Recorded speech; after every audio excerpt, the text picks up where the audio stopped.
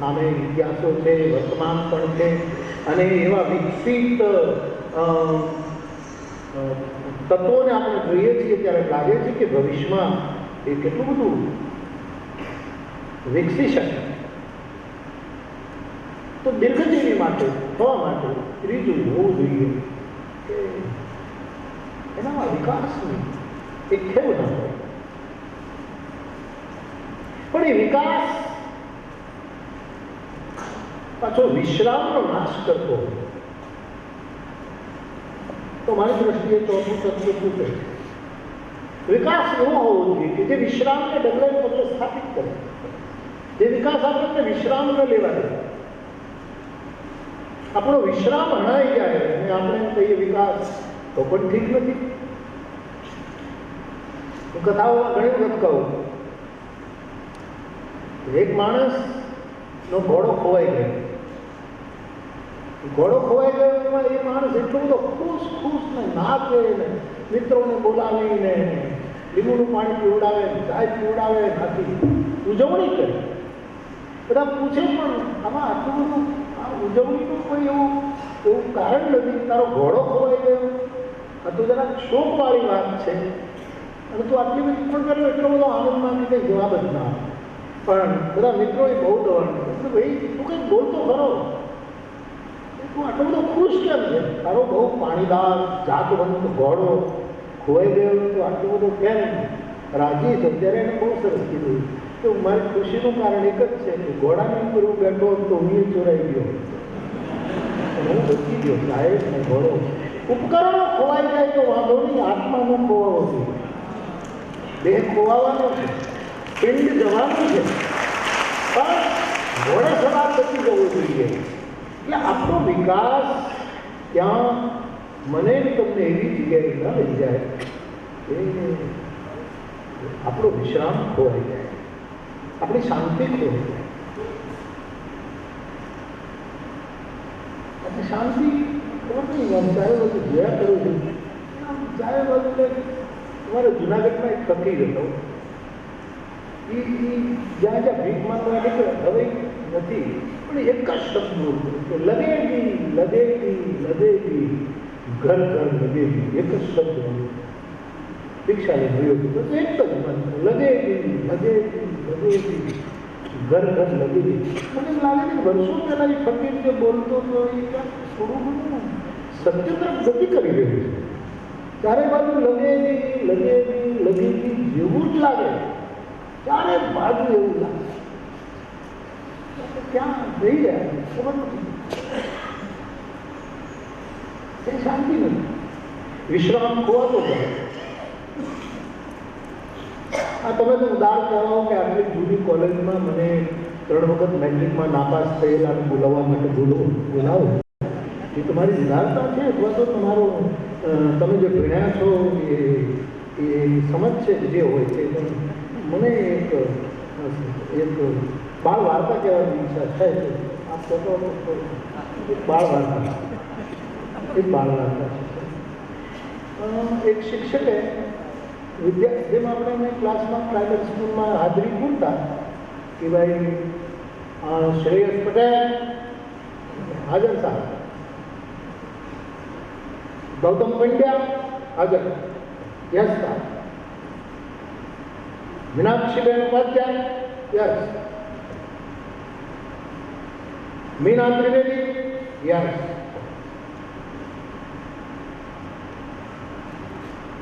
ગોપાલ દ્વિવેદી હાજરી પૂરતા હતા બધા.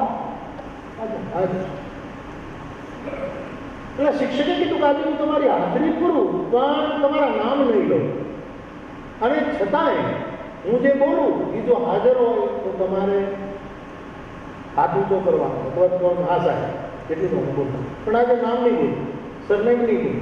હું જે બોલું એ તત્વ જો હાજર હોય તો તમારે કહેવાનું. એટલે પેલો શિક્ષક કહે અહંકાર હાજર, ચોરી હાજર, દ્વેષ યસ સર, ક્રોધ જી સાहब, પાખંડ હાજર હાજર હજુર, બેઈમાની આજે ધીરે રહી સાહેબ પૂછ્યું, સત્ય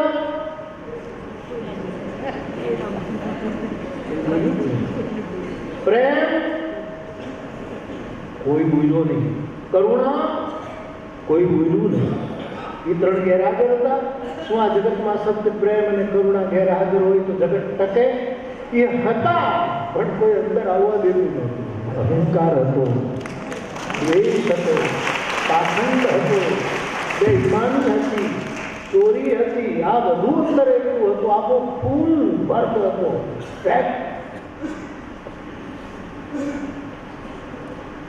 વિશ્રામ ગેરહાજર થાય તો વિકાસ શું? આ મેગેઝિન વિકસતું રહ્યું. એમણે કદાચ વિશ્રામને બંધ રાખ્યો. ત્રિઅંકી નાટકમાં લોકો થાકી જાય, દ્વિઅંકી નાટકમાં એકાંકીમાં થાકી જવાય. ઘણી વખત આ 100 વર્ષ સુધી આ ચાલે અને છતાંય વિશ્રામનો અનુભવ છે. એટલે વિશ્રામ તત્વ ગુમાવ્યું નહીં હોય એવું ઉદાહરણ છે. આ ચોથું તત્વ છે. પાંચમું અને છેલ્લું તત્વ, જેને દીર્ઘજીવી રહેવું હોય, શાશ્વતીને પામવી હોય, એને વિશ્વાસમાં જીવવું. જે માણસ વિશ્વાસ ગુમાવે, અંધવિશ્વાસની વાત નથી કરતો,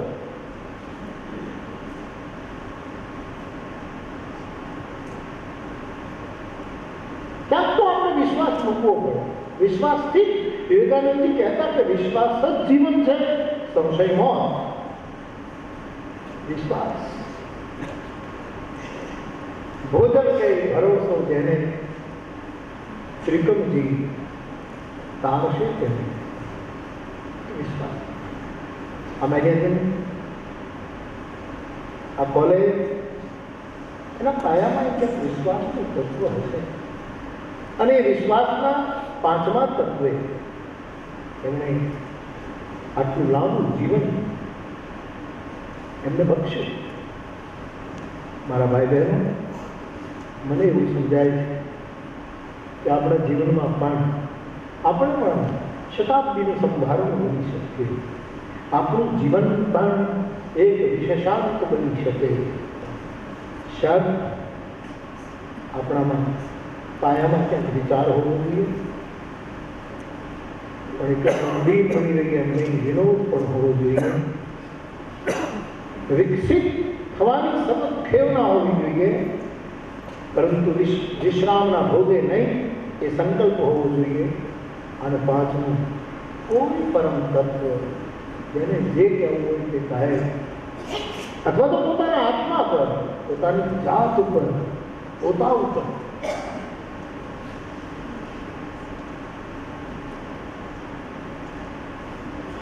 કે હું તો છું. શેર છે શૂન્યભાઈ, શું શૂન્ય એક ભૂલ એ અસ્તિત્વના ખુદા. તું તો હશે કે કેમ, પણ હું તો જરૂર છું. આ એક વિશ્વાસ પોતાના હોવાનો. મને મૃત્યુ પામીશું, ધ્રુવ છે મૃત્યુ, માની. પણ જ્યાં સુધી છીએ ત્યાં સુધી આપણા હોવાપણાનો આપણને વિશ્વાસ હોય. આ પાંચ તત્વો મને એમ લાગે છે આપણને દીર્ઘજીવી કરી શકે. આ કોલેજના વિદ્યા વિકાસ વિશેષાંક 100 વર્ષ સુધી લાંબુ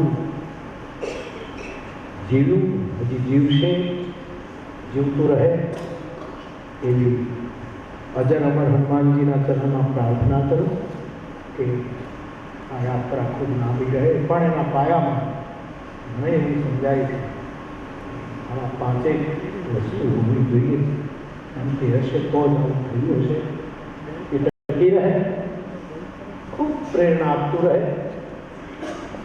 આ શિક્ષણ સંસ્થાનું નામ રોશન કરતું રહે એવી શુભકામના, શુભેચ્છા પાઠવી મારી પ્રસન્નતા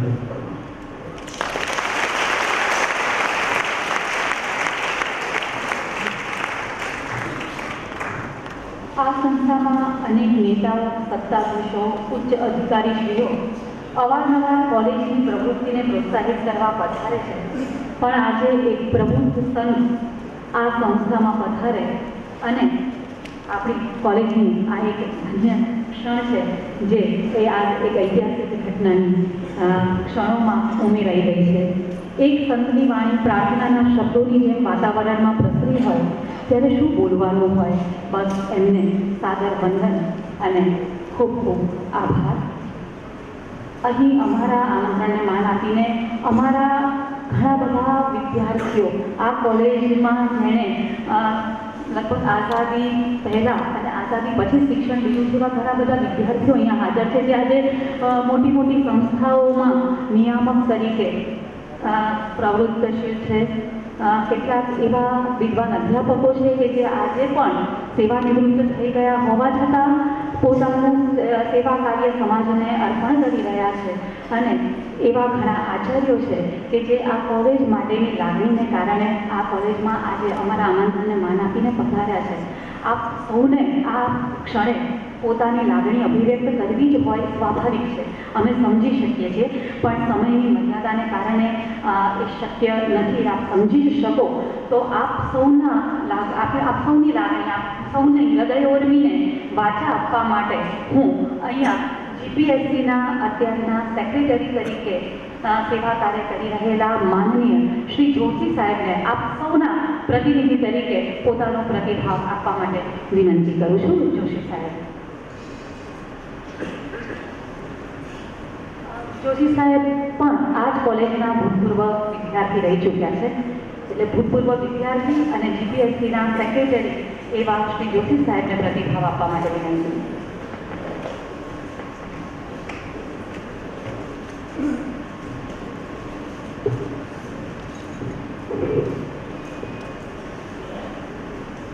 माननीय श्री मोरारी बाबू, माननीय श्री शाह साहेब, माननीय श्री अच्युत भाई ने प्रशांत भाई देरोने, आ शैक्षणिक संस्थाना वर्तमान आचार्य श्री राठौड़ साहेब, संस्थाना भूतकाळ અને વર્તમાનના સાક્ષી સૌ ભૂતપૂર્વ આચાર્યશ્રીઓ, અધ્યાપકો, ભૂતપૂર્વ વિદ્યાર્થીઓ, વર્તમાન વિદ્યાર્થીઓ અને શ્રોતાજનો,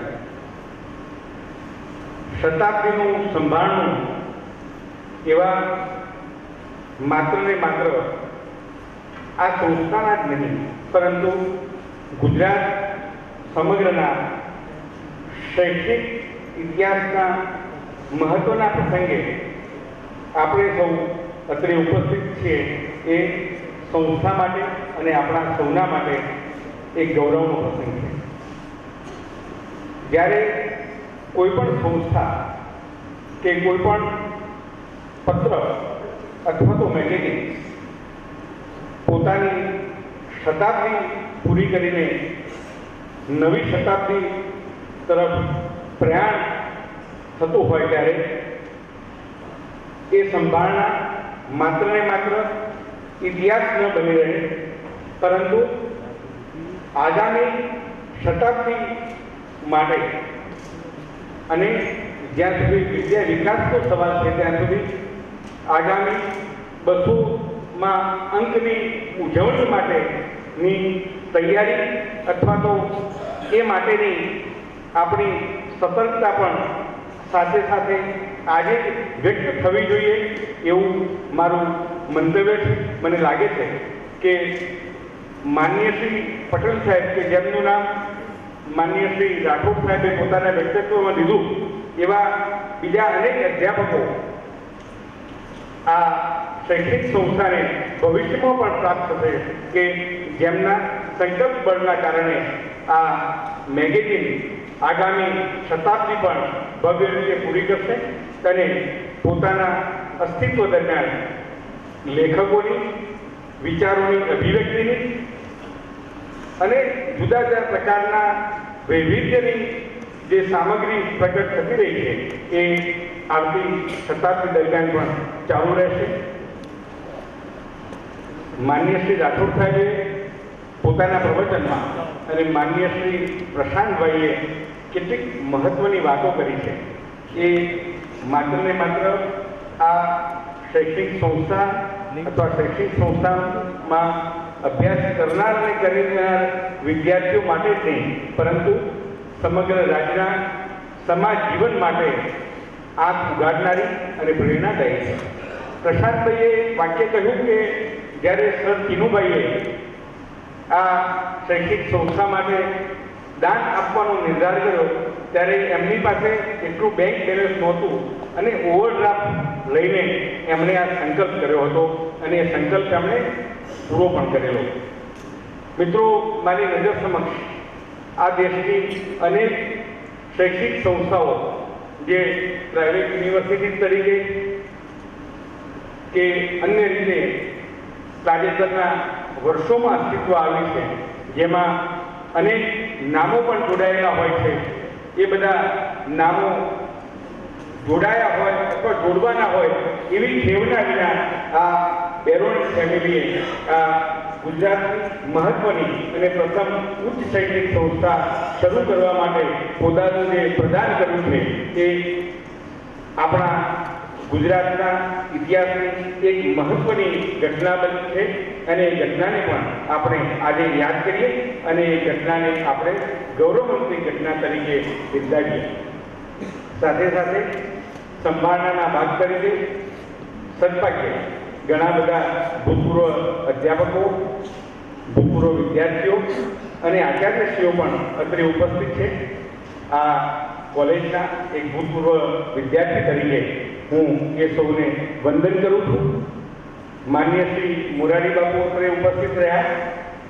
આ ગૌરવવંતો પ્રસંગ સૌના સહકારથી સફળ બન્યો અને વિદ્યા વિકાસનું ચોથો અંગ સફળતાપૂર્વક પ્રસિદ્ધ કરવા, પ્રગટ કરવામાં પિયુષભાઈ અને પૂર્વીબેન જેવા અદના અધ્યાપકોએ પોતાનો કિંમતી સમય ફાળવ્યો. ક્યારેક મારે બંને સાથે આ 100મા અંકના પ્રકાશન અંગે થોડી ઘણી વાત કરવાનો પણ પ્રસંગ બન્યો છે. હું એમનો પણ એક ભૂતપૂર્વ વિદ્યાર્થી તરીકે અને 35-36 વર્ષ જૂના વિદ્યા વિકાસના અંકોમાં કઠું લખવાનો પ્રયત્ન કરનાર એક વિદ્યાર્થી તરીકે એમનો પણ હું આભાર માનું છું. મને આ પ્રસંગે મારો પ્રતિભાવ વ્યક્ત કરવા માટેની જે તક આપી એ બદલ આયોજકોનો પણ આભાર માનું છું. પૂજ્ય મોરારી બાપુએ ઘોડેશ્વર ખોવાઈ ન જાય એ જોવાની એક તાકીદ કરી. એ તાકીદ પણ આપણે સૌએ આપણા મનમાં સંઘરવી પડશે અને આ કોલેજ, આ શૈક્ષણિક સંસ્થા અને વિદ્યા વિકાસના આગામી એક સદી સુધીના પ્રકાશનોમાં એવું તત્વ જળવાઈ રહે કે પેલું ઘોડેશ્વર ક્યારેય ખોવાઈ ન જાય. અને એમણે જે 5 ગુણધર્મોની વાત કરી છે એ 5 ગુણધર્મો પણ સાથે સાથે જોડાય, જળવાઈ રહે અને એમનું પણ પ્રગતિ થાય, ઇવોલ્યુશન થાય અને માનવ કલ્યાણ તરફ આપણે સૌ પ્રવૃત્તિ કરી રહ્યા છે એને જોડવા માટેનો સતત પ્રયત્ન કરીએ અને આ સંસ્થા તરીકે પણ એવો પ્રયત્ન ચાલુ રહે એવી અભ્યર્થના સાથે હું વિરમું છું. જય હિન્દ, જય જય ગરવી ગુજરાત. Thank you. કાર્યક્રમના અંતે આભાર વિધિ માટે માનનીય પિયુષભાઈ પંડ્યા સાહેબને વિનંતી. જૂની પેઢીના આ અમારા એવા એક વડીલ અધ્યાપક છે કે જેઓ આ કોલેજમાં 1977 પછીની લગભગ તમામ ઘટનાઓના પ્રત્યક્ષ સાક્ષી બન્યા છે અને આગામી સમયમાં તેઓ સેવાનિવૃત્ત થવાના છે. આ વિશેષાંકના સંપાદનમાં એમના પરામર્શનનો અમને વિશેષ લાભ અને માર્ગદર્શન મળ્યું છે તેવા પંડ્યા સાહેબને આભાર દર્શન માટે વિનંતી છે.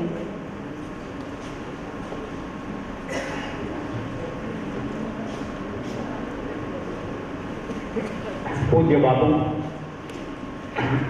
શાહ સાહેબ, મુરબ્બી શ્રી પ્રશાંતભાઈ, માનનીય રાઠોડ સાહેબ અને આપ સૌ આદરણીય ભૂતપૂર્વ વિદ્યાર્થીઓ, આચાર્યશ્રીઓ, અધ્યાપકો, સૌને સાદર નમસ્કાર સહિત જ્યારે હવે આ કાર્યક્રમના સમાપન તરફ આપણે આગળ જઈ રહ્યા છીએ ત્યારે આભાર દર્શન કરવાની જવાબદારી મારી ઉપર છે. આ પ્રસંગ એવો છે કે થોડા ઘણા અંશે ભાવુક થઈ ગયા વગર રહી શકાય નહીં. આ લગભગ 7-8 મહિના પહેલા જ્યારે અમારા ડૉક્ટર પૂર્વી ઓઝાને પહેલી વાર ત્યારે અમને તરંગ લાગ્યો હતો કે આ એક ટૂંકો છે, તરંગ છે કે આપણે શતાબ્દી અંક તરફ જ્યારે જઈ રહ્યા છીએ તો આમનું સરસ રીતે આપણે આયોજન કરીએ. એટલે લાગતું હતું કે આ લગભગ મુશ્કેલ કામ. મેં એકવાર પૂર્વીબેને કહ્યું કે તમે એરું પકડવાના ધંધા કરો છો. કોબરા ચાલ્યો જતો એને કોઈને મોઢેથી પકડવા જાય એ ચોક્કસ પસ્તાય. પણ પૂર્વીબેનને વિશ્વાસ હતો. એમણે આ બીડું ઝડપ્યું અને પછી તો શું છે કે લોક તૂટે ગયે, કારવા બનતા ગયા. એમની સાથે કેટલા બધા અધ્યાપકો એક પછી જોડાતા ગયા. શ્રી નૈનેશભાઈ ગઢવી, ડૉક્ટર આનંદ આચાર્ય, રાકેશ પટેલ, નામ ગણાવીશ તો કદાચ આપણો સમય એમાં થતો રહેશે. પણ મેં ત્યારે કહેલું એકવાર કે આ કોઈ સ્વાતિ નક્ષત્ર યોગ થયો છે. મેગેઝિનનો શતાબ્દી અંક બહાર પાડવાનો જે પહેલી વાર વિચાર આવ્યો હશે એ બાપુ બહુ યોગ્ય સમયે સાથે કોઈ એવા નક્ષત્ર યોગમાં વિચાર આવ્યો હશે કે જ્યાં બધું જ બરાબર થયેલો એવો એક પછી એક અમારા પાસા બહાર પડતા રહ્યા. અને જ્યારે સ્વાતિ નક્ષત્રનું જળ બિંદુ ઝીલાઈ અને માછલીના પેટમાં મોટી બની જાય એનું પરિણામ પૂજ્ય બાપુના અમારા શાહ સાહેબ, મુરબી પ્રશાંતભાઈ, શ્રી અચ્યુતભાઈ, શ્રી દીપકભાઈ શોધન, આવા મહાનુભાવોના અમારા ઉપરના આશીર્વાદના પરિપાક રૂપે આપણા હાથમાં પરિણામ છે. ત્યારે ધન્યતાની પુષ્કળ લાગણી થાય. મેં અગાઉ કહ્યું એમ થોડું ભાવુક થઈ જવાય તો માફ કરશો, પણ અત્રે જે આભાર દર્શન છે કોઈ પણ પ્રકારની ઔપચારિકતા નથી. આ હૃદયની, અમારા બધાની સામૂહિક ભાવના છે. રાઠોડ સાથે લઈ અને અમારા બિલકુલ વર્ગ 4ના જે મિત્રો છે માનીએ છીએ એ અહીંથી હું કહેવા જઈ રહ્યો છું. સૌ પ્રથમ આપણે ક્રમને થોડો આપ સૌની ચૂંટાથી ઉલટાવીએ છીએ કે અત્રે ઉપસ્થિત અમારા ભૂતપૂર્વ વિદ્યાર્થીઓ જે આ કોલેજમાં કદાચ ઉંમરમાં અત્યારે સૌથી મોટો હું છું, નજીકના ભવિષ્યમાં નિવૃત્ત થવાનું છે એટલે મને ખબર છે ઉંમરમાં. તો મારા સાહેબો દેસાઈ સાહેબ બેઠા છે, મારા બાપુજીની ઉંમરના શ્રી દીપકભાઈ શોધન, શ્રી અચ્યુતભાઈ, આવા મહાનુભાવો, અમારા મૂર્ધન્ય કહેવાય એવા અધ્યાપકો, અબ્બાસી સાહેબ, આ બધા જ્યારે અહીં છે. એવી રીતે બીજા કેટલા બધા ભૂતપૂર્વ વિદ્યાર્થીઓ ઉપસ્થિત છે. શ્રી દીપકભાઈ જોશી, અને હું નામ ફરી એકવાર લઈશ તો આપણો સમય પૂરો થઈ જશે. આ બધા જ સંસ્થા માટેની પોતાની લાગણી થયા છે. આ તબક્કે આપ સૌને મારે ધ્યાન એ દોરવાનું છે કે ભૂતપૂર્વ વિદ્યાર્થીઓ, અધ્યાપકો અને આચાર્યોની લાગણી તો છે જ. આ સૌ આવ્યા, અમે ધન્ય થયા છીએ. પણ અત્યારના અમારા પ્રવર્તમાન વિદ્યાર્થીઓ અને ખાસ કરીને નાટ્ય વિભાગના વિદ્યાર્થીઓ, આ હોલનું અત્યારનું જે સ્વરૂપ છે, લાઇટિંગ કે ડેકોરેશન કે માઇક વગેરે બધું જ એમાં એ છોકરાઓએ દિવસ રાત જોયા વગર શ્રી વૃંદાવન વૈદ્યના માર્ગદર્શન હેઠળ પુષ્કળ મહેનત કરી છે. એ લોકોનો આભાર નથી માનતો, માત્ર ઉલ્લેખ કરું છું જતોનો. એવી રીતે એક કરતાં વધારે વાર એ વસ્તુનો અહીંયા ઉલ્લેખ થઈ ગયો, રિપીટેશન થાય તો મને માફ કરજો, કે શ્રી પ્રશાંતભાઈનો આ કોલેજ સાથે એમણે જે પેઢી દર પેઢી વારસાગત જે નાતો રહ્યો છે એને વધુને વધુ ઉજળો કર્યો છે. કેટલી બધી વાર અમે કાંઈ પણ નાના મોટા પ્રસંગોએ પ્રશાંતભાઈ પાસે જઈએ અને એમનો હંમેશા એક પ્રતિભાવ હોય છે, તમે આગળ વધી જાઓ, હું સાથે ઊભો છું. આ મેગેઝિનના આ અંકના પ્રકાશનમાં પણ એમનું આર્થિક યોગદાન છે તો સર્વવિદિત વાત થઈ ગઈ હવે. પણ એ સિવાય એમનો જે મોરલ સપોર્ટ, નૈતિક ટેકો અમને રહ્યો છે એ પણ ખાસો અમને ઉત્સાહ પ્રેરક રહ્યો છે. અત્રે એક બીજી પણ વાત કરીને આ જ ફેમિલીના શ્રી અચ્યુતભાઈ, આપની માફી સહિત સર બન શકે કે અમને તેઓ અમદાવાદમાં નિવાસ કરે છે ખબર નહીં હતી, પણ મુરબી શ્રી દીપકભાઈ શોધનને ત્યાં ગઈકાલે જ્યારે આમંત્રણ આપવા ગયા ત્યારે એમણે ધ્યાન દોર્યું કે તમે અચ્યુતભાઈને કહ્યું છે કે નહીં.